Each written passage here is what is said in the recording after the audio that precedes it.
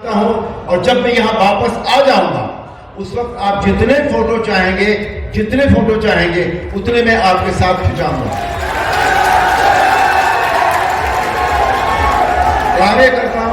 कार्यकर्ताओं को भी ये बात कहीं कहीं लगी है कि भाई अरुण जी के पास तो समय नहीं है। अब समय की बात मैं आपको बताऊं, मेरे घर की बात अगर मैं करूं, मेरी पत्नी श्रीलेखा वो अलीगढ़ की है और चौहान है, ठाकुर खानदान से है। अब जब मैं घर में कई दिन हो जाते हैं, मैं व्यस्तता के बाद जब उनको समय नहीं देता हूं तो फिर मुझे ठकुराइन का रूप देखना पड़ता है। तो उनको मैं मना लेता हूं किसी तरह, और इसीलिए आपको भी मना रहा हूं कि इस बात को अन्यथा न ले आप बिल्कुल भी। जब मैं लौट कर आऊंगा तो बहुत समय होगा, आराम से मिलेंगे, बैठेंगे, एक दूसरे का दुख दर्द दूर करेंगे। मैं आपकी सुनूंगा, आप मेरी सुनिएगा।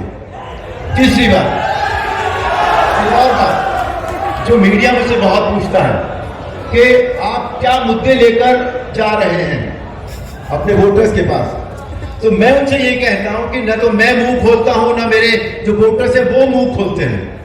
कोई बात ही नहीं होती।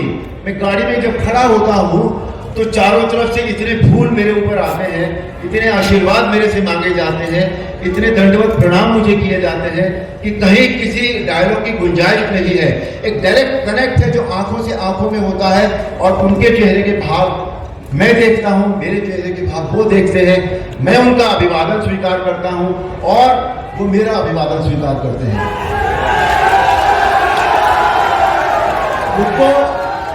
देखिए, मुद्दे जो डिपेंड करते हैं वो विकास पर डिपेंड करते हैं। आज का एक ही मुद्दा है हमारे पूरे देश का, विकास, जिसकी राह, जिसकी गति ऊपर श्री मोदी जी ने और हमारे प्रदेश में श्री योगी जी ने निर्धारित कर दी है।